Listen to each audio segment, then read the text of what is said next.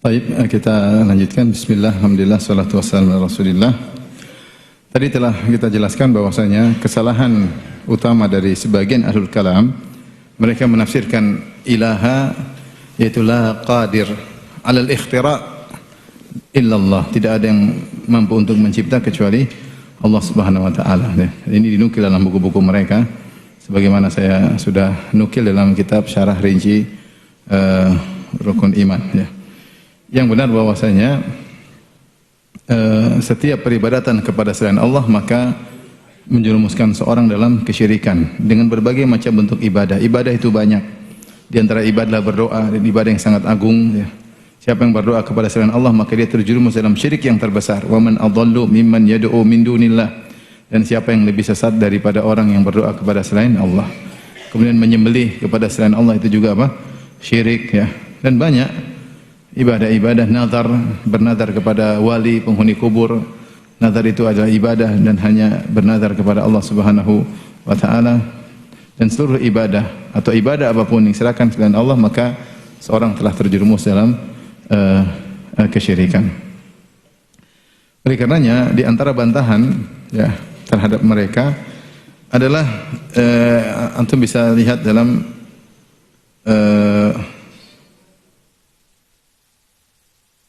sebentar.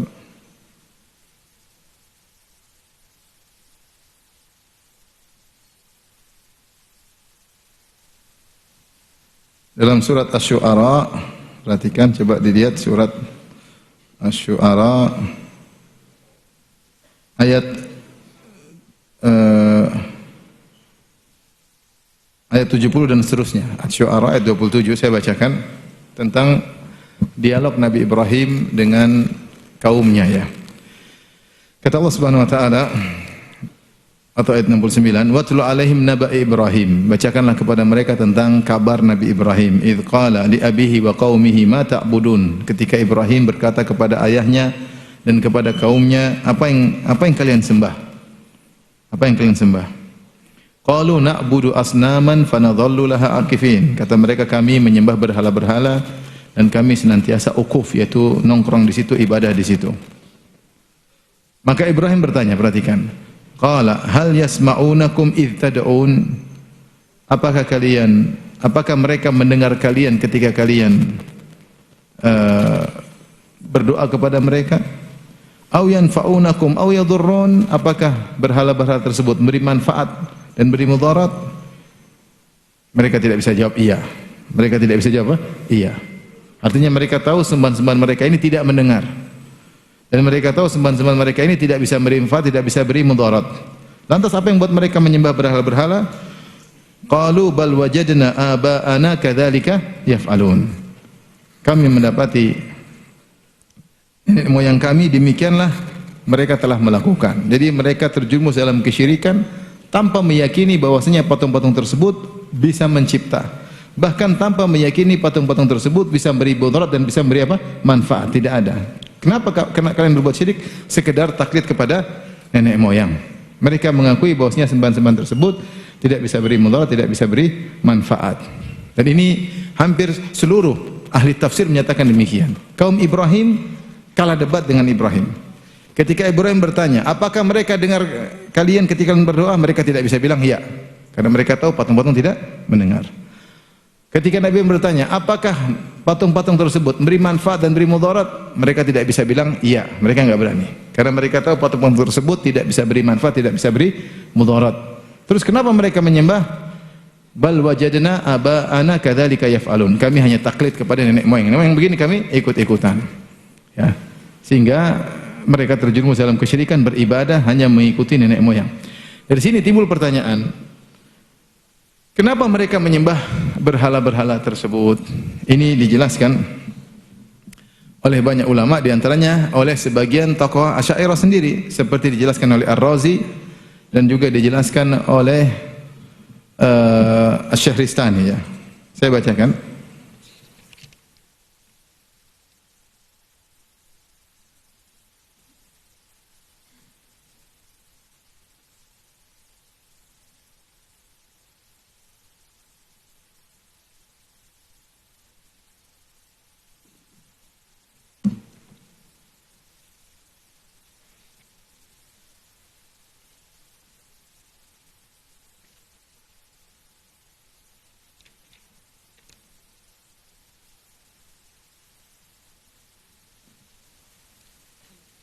Bentar saya cari dulu ya. Gimana? Nanti nukilannya ada di.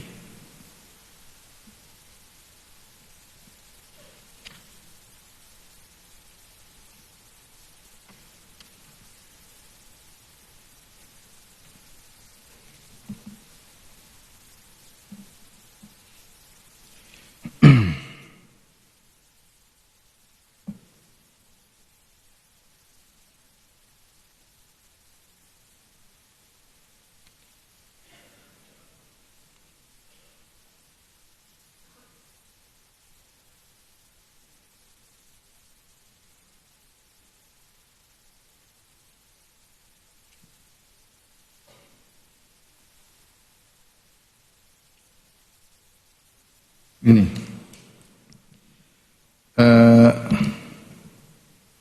Ar-Razi ya, Ar-Razi ya, yang kita tahu dia adalah salah seorang tokoh Asy'ariyah mutaakhirin ya.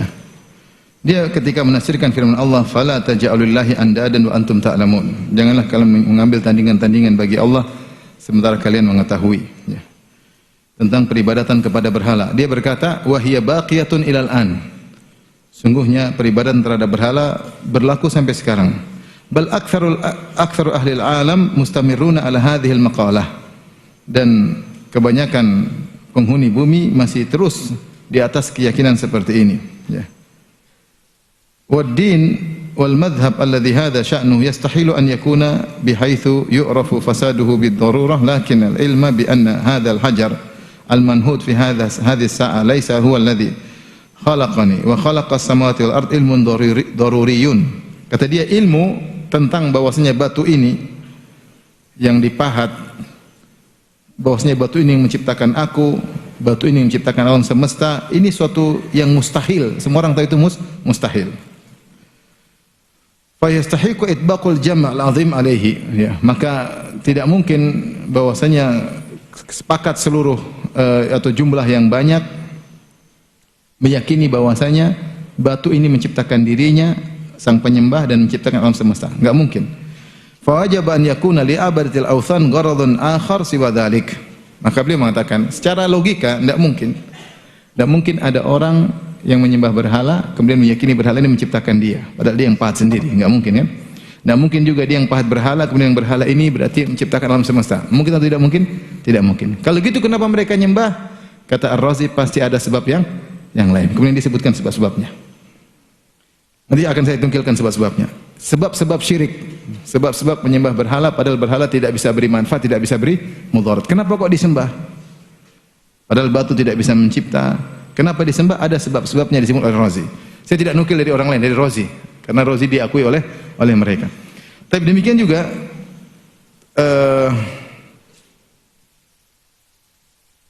Syahristani juga dalam kitabnya Al-Milal wan Nihal, dia juga salah seorang tokoh Asy'ariyah ya.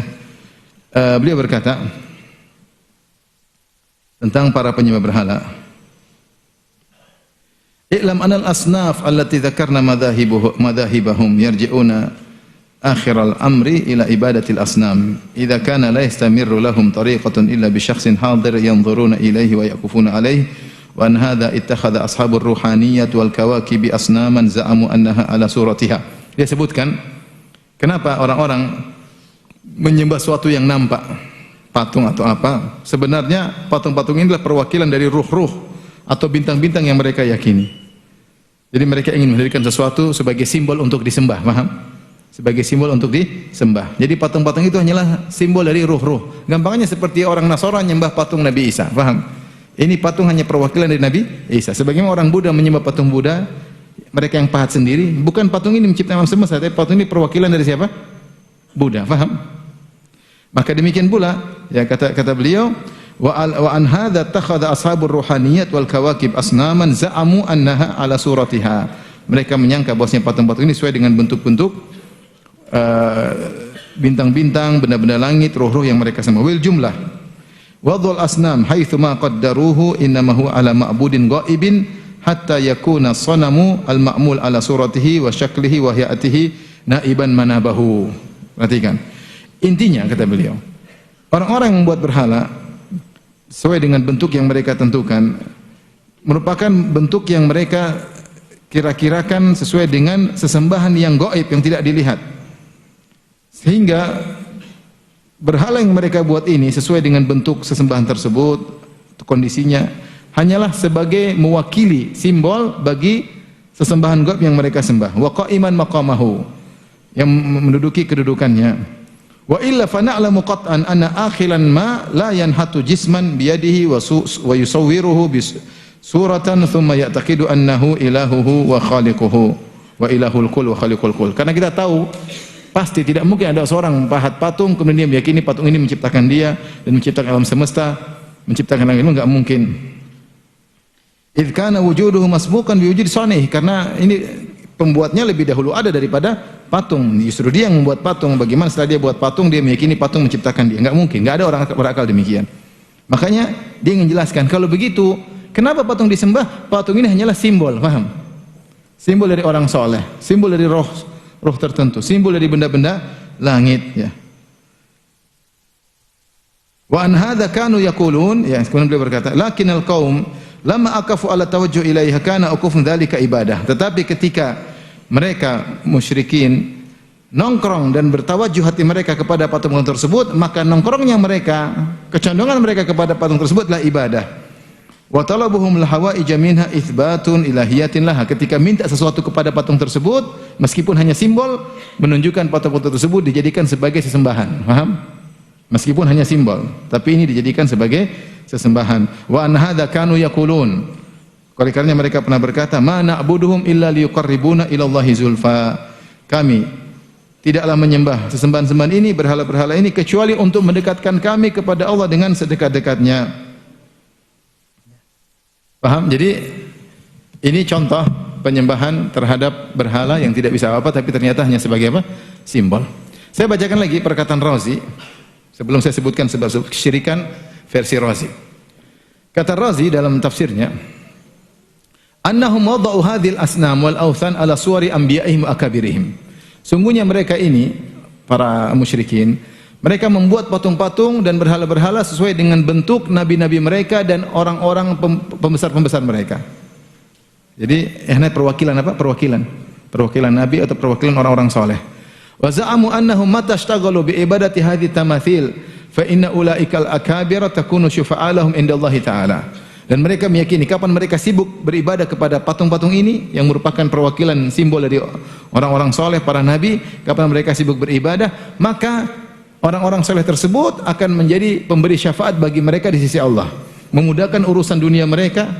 Karena mereka ingin menyembah benda langit, tidak bisa. Akhirnya dibuatlah simbol-simbol. Menyembah patung-patung ini supaya dekat dengan sembahan-sembahan tersebut.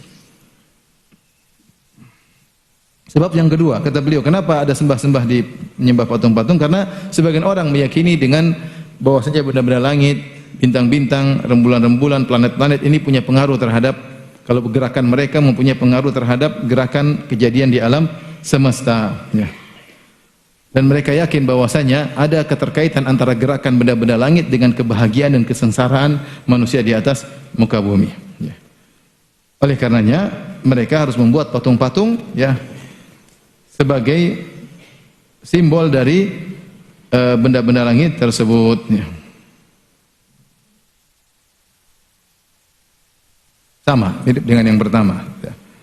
Ya, tapi ini keyakinan bahwasanya patung tersebut atau planet-planet tadi bisa mempengaruhi perubahan-perubahan di apa yang terjadi di alam semesta atau di atas dunia. Kemudian beliau menyebutkan orang-orang ini ada dua model. Ada yang meyakini bahwasanya planet-planet tersebut adalah sembahan-sembahan yang sesungguhnya, sehingga memang harus disembah dengan dibuat patung-patung sebagai simbol. Ini mirip dengan yang pertama. Kelompok yang kedua meyakini bahwasanya planet-planet tersebut adalah perantara antara mereka dengan Allah. Maka planet-planet tersebut yang bisa mempengaruhi kejadian alam semesta dibuat patungnya, karena inilah perantara antara mereka dengan Allah, sehingga diibadahi. Ini contoh, ya, pernyataan Razi. Razi juga mengatakan annahu mata minhum rajulun kabir ya'taqiduna fi annahu mujabud da'wah wa maqbulu syafa' indallahi ta'ala ittakhadhu sanaman ala suratihi ya'budunahu. Di antara sebabnya juga kalau ada pembesar di antara mereka yang meninggal, yang orang ini doanya dikabulkan, orang soleh. Doanya dikabulkan, syafaatnya diterima oleh Allah. Maka ketika dia meninggal dibuatlah patung sesuai dengan bentuknya untuk diibadahi. Dengan meyakini bahwasanya anna dzalikal insan yakunu syafi'an lahum yaumal qiyamah indallah. Kalau disembah orang ini, nanti orang ini akan memberi syafaat bagi dia di hari kiamat kelak. Ini di antara sebab kesyirikan. Dan tadi sebab kesyirikan yang kita sebutkan tadi, bahwasanya kata Razi, orang-orang mengagungkan penghuni kubur dengan keyakinan penghuni kubur ini kalau diagungkan, diibadahi, akan memberi syafaat bagi mereka, memudahkan doa mereka dikabulkan. Dan itulah kesyirikan yang terjadi di zaman sekarang. Oleh karenanya, ikhwan dan akhwat yang rahmati Allah Subhanahu wa taala, hakikat dari la ilaha illallah yaitu tidak ada yang berhak disembah kecuali siapa? Kecuali Allah. Bukan hanya syirik dalam tauhid rububiyah. Kapan seorang menyerahkan ibadah kepada selain Allah, meskipun tidak meyakini benda ini bisa apa-apa, tetap dia melakukan apa? Kesyirikan. Sebagaimana kaum Nabi Ibrahim. Kaum Nabi Ibrahim ketika menyembah berhala-berhala, apa mereka meyakini berhala tersebut bisa mencipta? Tidak. Bisa mendengar? Tidak. Bisa beri manfaat, bisa memudarat? Tidak. Tetapi ketika mereka menyembah, maka mereka dikatakan musyrikin. Kalau kita mengikuti pemahaman mutakallimin, ahli kalam, Asy'ariyah dan yang lainnya yang menyatakan bahwasanya kalau tidak meyakini ada pencipta selain Allah maka tidak musyrik, maka seharusnya kaum Nabi Ibrahim tidak musyrik. Saya ulangi. Orang-orang Asy'ariyah yang menafsirkan la ilaha, maksudnya la qadir al-ikhtira' illa Allah, tidak ada yang mampu untuk mencipta kecuali Allah. Selama masih meyakini tersebut berarti masih bertauhid. Kalau kita tafsirkan dengan tafsiran tersebut, melazimkan bahwasanya kaum Nabi Ibrahim tidak musyrik. Paham? Karena mereka tidak meyakini berhala yang mereka sembah itu bisa mencipta. Tetapi apakah mereka tidak musyrik? Justru mereka musyrikin sebagaimana yang dinyatakan oleh Allah dalam Al-Qur'anul Karim. Baik. Kita lanjutkan, masih ada waktu. Masih kuat? Harus kuat, insyaallah. Baik. Tadi kita sudah singgung perkataan At-Tahawi, wala syai'a mithluhu, tidak ada yang serupa dengan Allah Subhanahu wa taala. Tidak ada yang serupa dengan Allah. Saya singgung sedikit sebelumnya tentang ini, juga saya nukil dari perkataan Asy'ariyah. Jadi meskipun Asy'ariyah punya kaidah bahwasanya namanya syirik itu meyakini pencipta selain Allah, namun ternyata ada sebagian ulama mereka yang mengingkari kesyirikan dalam uluhiyah. Seperti tadi Razi, paham? Razi tadi bilang seperti orang-orang yang sibuk dengan kuburan zaman kita sekarang ini. Kesyirikan mereka sama dengan kesyirikan zaman dahulu. Ternyata ada perkataan Sanusi juga, ya, yang juga mirip dengan Ar-Razi. Saya bacakan.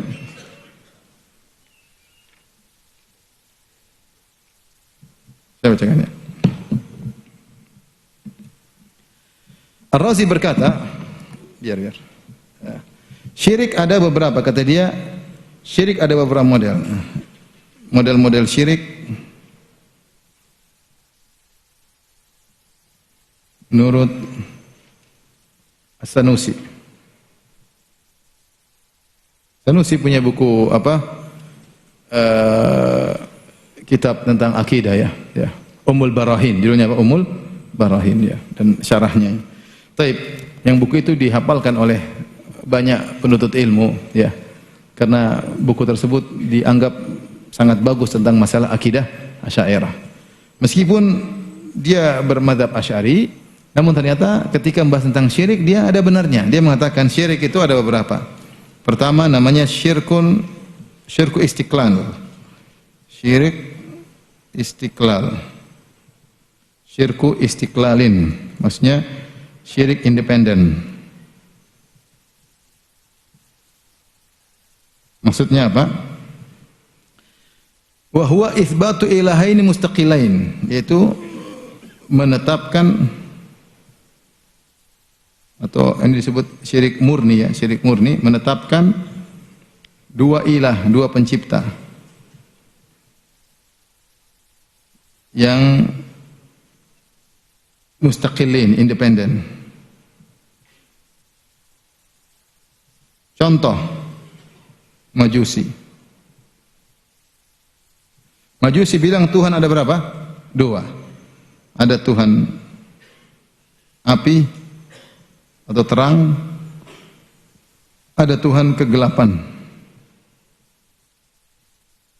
Tuhan terang menciptakan kebaikan, Tuhan kegelapan menciptakan apa? Keburukan. Jadi mereka meyakini dua Tuhan. Kemudian syirik yang kedua disebut oleh beliau dengan syirku tab'id.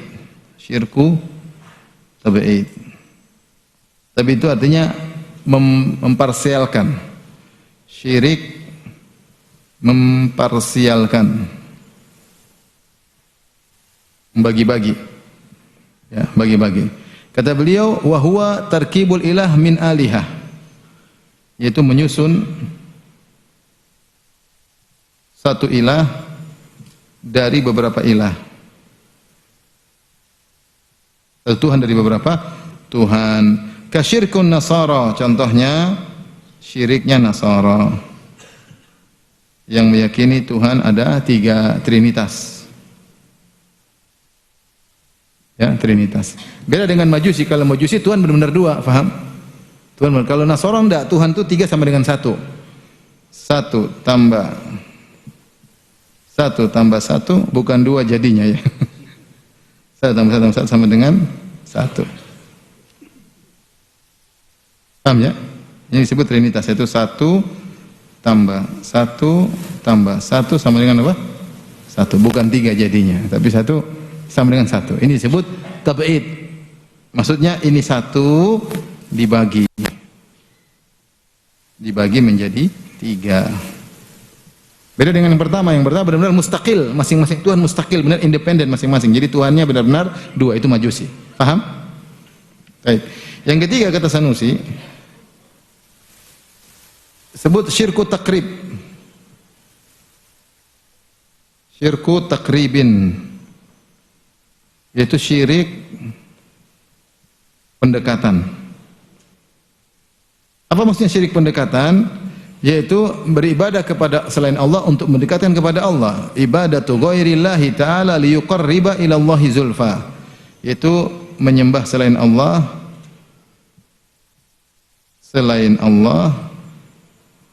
agar lebih dekat kepada Allah.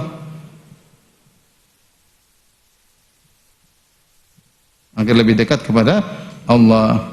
Kasyirki mutaqaddimil jahiliyah, seperti kesyirikan orang-orang jahiliyah dahulu. Contoh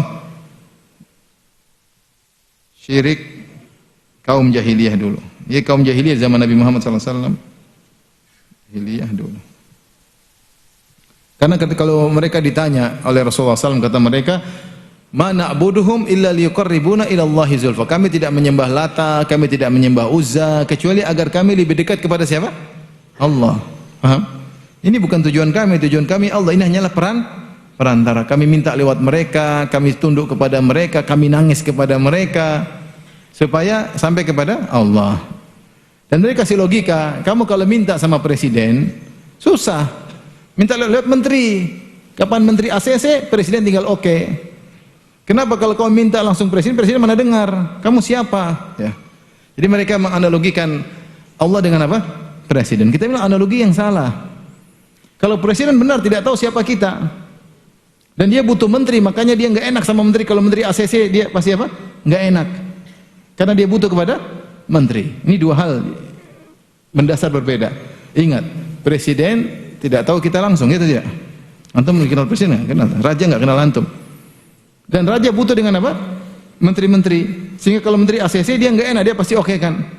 Adapun Allah Subhanahu Wa Taala, Allah tahu kita secara detail nggak? Detail. Dan Allah sangat sayang kepada kita. Allah lebih tahu kita karena kita semua ciptaan Allah. Jangankan kita, daun yang jatuh, wa ma tasqutu min waraqatin illa ya'lamuha. Tidak ada daun yang jatuh kecuali Allah tahu tentang daun tersebut. Kenapa? Ala ya'lamu man khalaq, karena Allah tahu tentang ciptaannya. Di alam semesta ini ada berapa pohon? Ada yang pernah hitung? 1 triliun pohon contohnya. Setiap pohon ribuan daun. Berarti jumlah daun di alam semesta ini entah berapa. Setiap daun tersebut Allah tahu ilmunya. Tidak ada satu daun pun yang jatuh dari triliun daun kecuali Allah tahu tentang daun tersebut. Karena daun itu ciptaan siapa? Allah. Antum ciptaan Allah bukan? Iyalah. Betapa banyak kita sujud, nangis, Allah kabulkan. Ya tidak? Allah dengar rintihan kita. Maka kalau dikiaskan dengan raja tentu berbeda. Raja tidak tahu kita siapa, tapi Allah Maha tahu tentang kita. Kemudian raja mungkin tidak sayang sama kita, Allah Maha sayang. Gimana disamakan dengan apa? Dengan raja. Kemudian raja butuh sama menteri, kalau menteri ACC dia pasti nurut. Allah tidak butuh siapapun. Allah tidak butuh siapapun. Allah enggak ada enak-enak semua, tidak ada urusan bagi Allah. Tidak ada. Oleh karenanya ini analogi yang keliru yang buat mereka akhirnya minta-minta kepada para wali. Minta, ya Muhammad, bantulah aku ya Muhammad. Ya Abdul Qadir Jalil. Benar-benar syirik minta. Di YouTube ada, ya. Ya Sayyid al-Badawi, ya Syekh al-Arab ada di YouTube. Ya. Wahai Sayyid al-Badawi, sembuhkanlah anakku, subhanallah. Mereka sembuh. Nabi saja sakit tidak bisa sembuh kalau enggak Allah yang sembuhkan. Nabi saja terluka enggak bisa menghilangkan lukanya ketika perang Uhud terluka. Sujan Nabi sallallahu alaihi wasallam qusira ayatuhu. Ya. Apalagi cuma Al-Badawi dan yang lainnya, ya. Baik, ini syirik kaum jahiliyah dahulu. Kemudian beliau berkata yang keempat,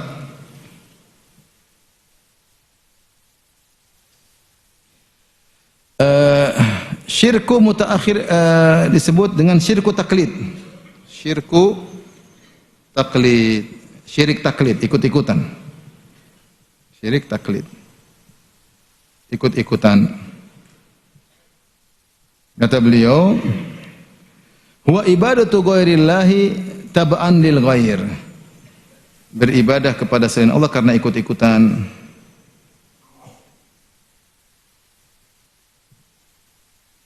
Karena ikut-ikutan. Dan ini banyak, ya. Kasyirki mutaakhiril jahiliyah, seperti syirik kaum jahiliyah belakangan.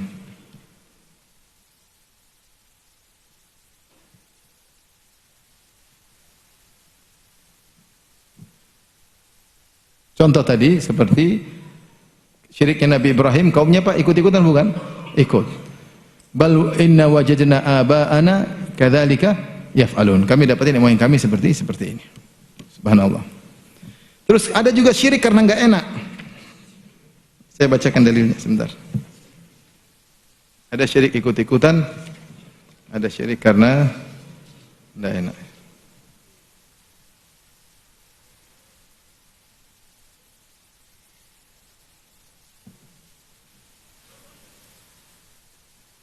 Sebentar.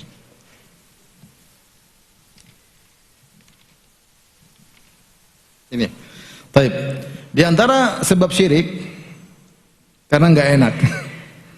Pekaiwo. Allah berfirman tentang perkataan Ibrahim kepada kaumnya. Wa qala innamat takhadhtum min dunillahi awthanan mawaddata bainikum. Sungguhnya kalian menjadikan berhala-berhala sembahan selain Allah karena mawaddata bainikum fil hayatid dunya, untuk menjaga kasih sayang di antara kalian dalam kehidupan dunia. Tsumma yaumal qiyamati yakfuru ba'dukum bi ba'dhin. Namun hari kiamat nanti kalian musuhan. Wa yal'ana ba'dukum ba'dhan. Sekarang kalian memang ayo kita syirik rame-rame. Inilah 4 model syirik yang disebutkan oleh Sanusi. Saya semangat untuk menyampaikannya karena ini tokoh Asy'ariyah. Sebagaimana tadi saya menukil dari Razi karena mereka adalah tokoh apa? Asy'ariyah. Karena kalau saya nukil Ibnu Taimiyah bilang Wahabi, percuma. Saya bilang Syekh Utsaimin dibilang apa? Wahabi. Ya sudah, saya nukil dari ulama mereka. 4 model syirik ini, perhatikan apa kata Sanusi. Dia berkata, wa hukmul arba'ati al-kufru bil ijma'. 4 ini semuanya kekufuran dengan sepakat para ulama. 4 model syirik ini semua. Mau begini, semuanya apa? Syirik. Kufur dengan ijma' ulama. Kemudian juga perkataan Razi yang lain. Razi tadi Masya Allah banyak nukil. Di antara perkataan Razi beliau berkata, ajma'a kulul anbiya'i ala anna ibadata ghairillahi ta'ala kufrun. Seluruh para nabi sepakat beribadah kepada selain Allah adalah kufur. Entah apa keyakinan terhadap yang diibadai. Pokoknya kapan menyembah selain Allah apa? Kufur. Mau yakini dia bisa beri manfaat, mau yakini tidak bisa beri, itu tidak perlu dipedulikan. Karena sebab syirik banyak, terkadang mungkin meyakini bisa beri manfaat, terkadang ikut-ikutan, terkadang karena enggak enakan, terkadang sebagai apa? Simbol. Sebab kesyirikan banyak. Tetapi kalau terjadi peribadatan kepada selain Allah, apapun sebabnya, maka itulah kekufuran menurut kesepakatan seluruh para nabi. Sawa'un i'taqadu fi dzalikal ghair kaunahu ilahan lil alam aw i'taqadu fihi anna ibadatahu tuqarribuhum ila Allah taala. Sama saja kata Ar-Razi. Menyembah berhala tersebut karena meyakini dia adalah Tuhan yang ngatur alam atau mencipta alam, atau tidak meyakini sebagai Tuhan tapi hanya sebagai pendekat kepada Allah, sama saja. Kenapa? Li'annal ibadata nihayatu ta'zim, karena ibadah adalah puncak dari pengagungan. Wa nihayatu ta'zim la taliku illa biman yasduru anhu nihayatul in'am wal ikram. Dan puncak pengagungan tidak boleh diserahkan kecuali kepada zat yang memiliki puncak kenikmatan, yang memberikan kita nikmat yang banyak. Paham? Ini Razi bilang pokoknya nyembah pada selain Allah syirik. Mau yakin ini Tuhan atau tidak, manfaat atau tidak, enggak ada urusan. Paham? Jadi tidak benar pernyataan sebagian ini, syubhat masih terus berkembang. Selama tidak meyakini itu sebagai Tuhan, selama tidak meyakini dia bisa mencipta, selama tidak meyakini dia bisa memberi manfaat atau mudarat, maka tidak syirik. Kapan dikatakan syirik? Kalau meyakini sesembahan bisa beri manfaat atau beri apa? Mudarat. Faham, ikhwan? Yakin paham? Baik, kita sudah selesai. Masih ada satu lagi, sabar ya, satu kali lagi. Pembahasan berikutnya, mana tadi HP? Kata Abu Ja'far At-Tahawi, wala syai'a yu'jizuhu. Saya sudah gambarkan, tinggal enak. Ini sudah? Sudah difoto? Sudah.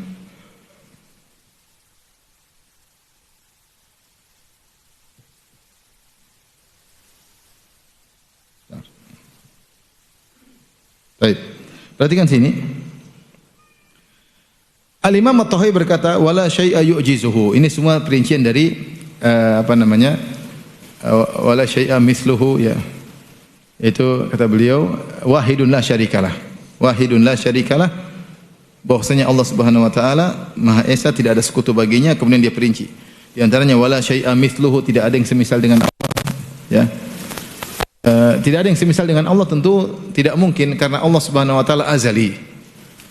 Allah adalah apa? Azali. Azali maksudnya berada tanpa didahului dengan ketiadaan. Paham? Nanti akan kita bahas tentang qadim bila ibtida. Tapi intinya kenapa tidak ada yang sama dengan Allah? Karena dari sisi Allah dia wajibul wujud. Dia ada tanpa didahului dengan ketiadaan sebelumnya. Paham? Sementara selain Allah dari tidak ada menjadi apa? Ada. Dari sisinya tidak mungkin mau disamakan. Sesuatu yang ada dengan sendirinya tanpa ada yang mengadakannya, tanpa didahului dengan ketiadaan, tidak bakalan sama dengan sesuatu yang tadinya tidak ada menjadi apa? Ada. Faham? Maka benarlah wala syai'a mithluhu. Tidak ada sesuatu pun yang serupa dengan dia, tidak mungkin sama. Karena yang satu ada dengan sendirinya, tidak ada yang menyebabkan dia ada, dan tidak didahului dengan ketiadaan. Tidak mungkin mau disamakan dengan sesuatu yang dari tidak ada menjadi apa? Jadi ada. Sudah. Selanjutnya kata At-Tahawi wala syai'a yu'jizuhu. Tidak sesuatu pun yang melemahkannya. Kenapa tidak ada yang satu melemahkan Allah? Karena Allah qadir, dia maha apa? Maha kuasa, dan dia alim, dia maha berilmu. Seorang tidak mampu, kenapa? Karena mungkin tidak tahu, maka tidak mampu. Salah sikap, salah keputusan, tidak mampu karena tidak tahu.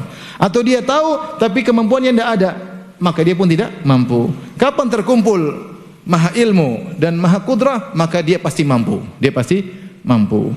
Maka maksud wala syai'a yu'jizuhu, tidak sesuatu pun yang melemahkannya, adalah untuk menetapkan sifat sempurna Allah, yaitu qadir dan alim. Qadir dan alim. Lihatlah firman Allah Subhanahu wa taala, "Wa ma kana Allahu liyu'jizahu min syai'in fil ardi wala fis sama' innahu kana aliman qadira." Kata Allah, perhatikan dalam ayat tersebut, tidak ada sesuatu pun di langit maupun di bumi yang melemahkan Allah. Kenapa tidak ada yang bisa melemahkan Allah? Innahu kana aliman qadira, karena Allah itu maha berilmu dan maha qadir, maha kuasa. Taib. Kita tahu, kita bicara tentang sifat kuasa secara ringkas. Allah Subhanahu wa taala berfirman dalam banyak ayat, innallaha ala kulli syai'in qadir. Sungguhnya Allah maha kuasa atas segala sesuatu. Jika yang dimaksud dengan maha kuasa atas segala sesuatu untuk mengadakan atau meniadakan, kuasa untuk mengadakan atau kuasa untuk menggagalkan, kuasa untuk meniadakan atau kuasa untuk mengadakan, maka kekuasaan Allah Subhanahu wa taala hanya terkait dengan dua hal ini, mumkinul wujud dan mustahil wujud, tapi yang mustahil li ghairihi. Taib. Perhatikan. Al-wujud dari alam ini namanya wujud ada 3 model. Al-wujud, perhatikan ada 3 model. Yang pertama disebut wajibul wujud, yang wajib wujudnya. Itu maksudnya Allah, yang wajib wujudnya. Yang wajib wujudnya. Kenapa dikatakan wajib wujudnya? Karena kalau tidak ada dia, tidak ada wujud. Bagaimana logikanya? Logikanya begini. Ada sesuatu menyebabkan dia wujud. Sesuatu ini tidak wujud, dari tidak ada menjadi ada, kecuali ada sebab. Faham? Sebab wujud yang lain. Sesuatu dari tidak ada menjadi apa? Ada. Kenapa dari tidak ada menjadi ada? Berarti ada sebab wujud yang lain yang buat dia dari tidak ada menjadi ada. Nah, sebab yang ini juga sama. Dia dulu juga tidak ada. Dari tidak ada menjadi ada, dia butuh sebab yang berikutnya. Sebab berikutnya pun demikian. Dulu tidak ada, kok menjadi ada, berarti ada sebab berikutnya. Sebab berikutnya sampai pada berhenti pada satu wujud yang tidak ada yang menyebabkannya, yang disebut dengan wajib wujudnya. Kalau dia tidak wajib wujud dengan sendirinya, maka wujud yang lain tidak ada. Antum bingung kan? Saya kasih gambaran lah sederhana, mungkin lebih mudah ginilah. Saya sering sampaikan gini.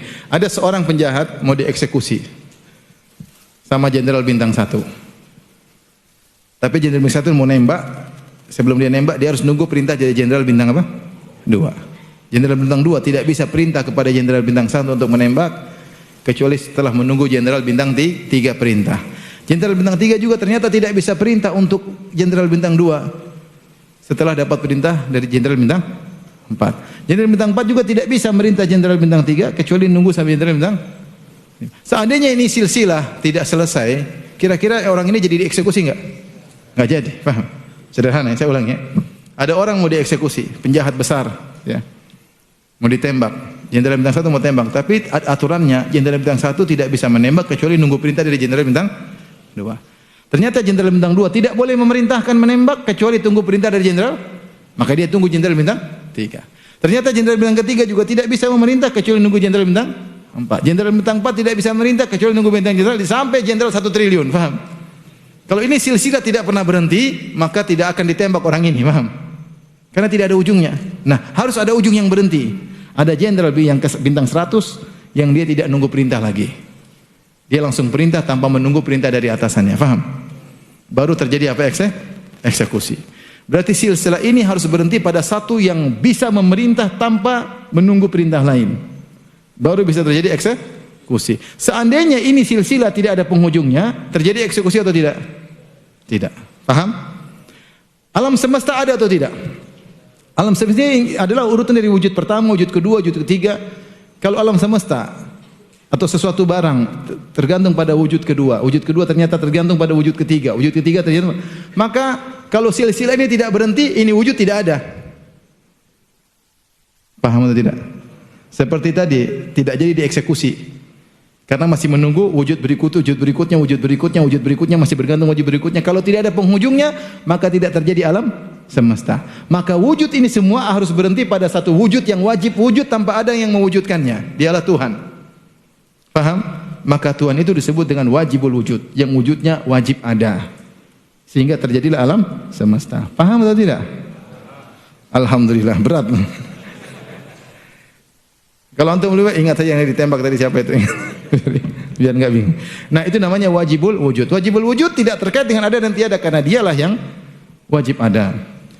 Tetapi kudrah Allah terkait mengadakan atau meniadakan kembali kepada mumkinul wujud, atau disebut dengan jaizatul wujud. Apa yang disebut mumkinul wujud? Yaitu yang mungkin ada dan mungkin tidak ada. Bisa ada, bisa tidak ada. Wujudnya tidak wajib ada. Seperti antum. Antum mungkin ada, mungkin enggak ada. Kalau antum ada enggak ada masalah, antum tidak ada juga enggak ada masalah. Paham? Tapi kalau Allah enggak ada, kita enggak ada. Selesai. Maka wujudnya Allah itu wajib. Paham? Wujudnya antum mungkin namanya. Mungkin al-wujud atau jaizatul wujud. Kenapa? Mungkin ada, mungkin tidak ada. Kalau ada tidak mengapa, tidak ada pun tidak ada masalah, mungkin lebih bermanfaat. Jadi itu namanya mungkin wujud. Ada namanya mustahil wujud, mustahil wujud yang tidak mungkin terjadi. Mustahil wujud ada dua model. Perhatikan ini. Namanya mustahil. Mustahil wujud ada dua model. Ada mustahil wujud yang secara zatnya enggak mungkin ada. Contoh apa? Contoh naik ke bawah, mustahil. Namanya naik pasti kemana? Ke atas. Ini mustahil adanya. Contoh, bisa enggak bikin segitiga bentuknya bulat? Ya namanya segitiga ya harus segitiga. Kalau tidak segitiga namanya bukan segitiga. Bisa enggak bikin segitiga bulat? Ya ini enggak bisa lah. Karena segitiga bulat itu sesuatu yang mustahil, secara hati-hati enggak mungkin ada. Bisakah ada sesuatu yang ada dan tidak ada sekaligus? Namanya al-jam'u bain naqidain, mengumpulkan dua yang kontradiksi, enggak mungkin. Ada atau tidak ada, pun ada dan tidak ada sekaligus tidak mungkin. Faham? Itu namanya mustahil karena zatnya mustahil ada. Dan ini tidak ada keterkaitan Allah dengan kudrah Allah dengan mustahil di zatihi. Karena ini perkara tidak ada, dia tidak dikatakan syai'. Allah mengatakan, "Innallaha ala kulli syai'in qadir."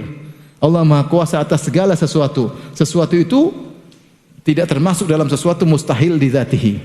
Sesuatu yang mustahil di zatihi tidak disebut dalam bahasa Arab dengan sesuatu. Paham? Makanya jangan terpedaya dengan pertanyaan orang-orang ateis. Dia mengatakan, "Bukankah Tuhanmu Maha Kuasa atas segala sesuatu?" Ya, bisakah dia menciptakan seperti dia? Lah. Kita bilang itu mustahil li dzatihi. Kenapa mustahil li dzatihi? Karena namanya Tuhan itu mencipta, bukan dicipta. Paham? Paham enggak? Bagaimana Tuhan mencipta? Tuhan mencipta. Tuhan itu enggak mungkin, itu pertanyaan salah. Karena namanya Tuhan itu bukan dicipta. Yang dicipta namanya apa? Makhluk. Kita bilang pertanyaanmu salah. Sama seperti kau bilang bisa enggak bikin segitiga bulat? Sama seperti itu. Paham ya? Bisakah Tuhan menciptakan Tuhan semisalnya? Ini pertanyaan salah. Paham? Bisakah Tuhan menciptakan batu lebih besar daripada dia? Enggak bisa. Mustahil. Kenapa Tuhan akbar? Yang maha besar. Sama dengan segitiga bulat. Sama dengan bisa enggak loncat? Bisakah turun ke atas? Nah, turun ke atas. Turunnya ke bawah. Pertanyaan ini salah. Paham? Nah, itu juga tidak terkait dengan kudrah Allah. Kudrah Allah terkait dengan ada mustahil li ghairihi. Syekh Utsaimin menjelaskan hal ini, mustahil li ghairihi itu suatu yang mustahil bukan pada zatnya. Contoh, menjadikan orang Indonesia sebagai nabi. Secara akal mungkin saja, tapi Allah tidak bikin. Itu mustahil. Ternyata Allah menjadikan nabi terakhir orang apa? Arab. Tapi secara logika mungkin atau tidak? Mungkin. Contoh, mungkinkah Allah menjadikan semua orang beriman? Mungkin, tapi Allah tidak bikin. Paham? Ini mustahil, tapi bukan karena lidzatihi, tapi karena Allah tidak mau bikin. Walau syaa rabbuka la amana man fil ardi jami'an. Kalau Allah berkehendak, semua orang akan beriman. Ya. Tapi Allah tidak bikin mereka beriman seluruhnya. Ya. Ini namanya mustahil li ghairihi. Mustahil li ghairihi Allah mungkin bikin, tapi Allah tidak bikin. Ya. Misalnya bilang, apakah mungkin onta masuk dalam lubang jarum? Kalau kita nggak mungkin, tapi Allah kalau bikin mungkin. Kalau Allah mau bikin lubang jarum jadi gede atau onta jadi kecil masuk bisa saja, cuma Allah tidak bikin. Yang seperti ini mungkin ya. Yang tidak mungkin, jadi intinya bahwasanya kudrah Allah tidak terkait dengan wajibul wujud dan tidak terkait dengan mustahil li dzati. Adapun selain itu, innallaha ala kulli syai'in qadir. Sampai di sini saja pembahasan kita. Antum sabar ya, jangan sampai bulan depan saya datang antum enggak datang. Insyaallah bulan depan datang lagi. Di Muraja jangan lupa nanti kalau diupload di YouTube antum nonton lagi biar apa? Ingat-ingat kembali ya. Baik, wallahu ta'ala alam bisawab. Kalau ada yang bertanya saya persilakan.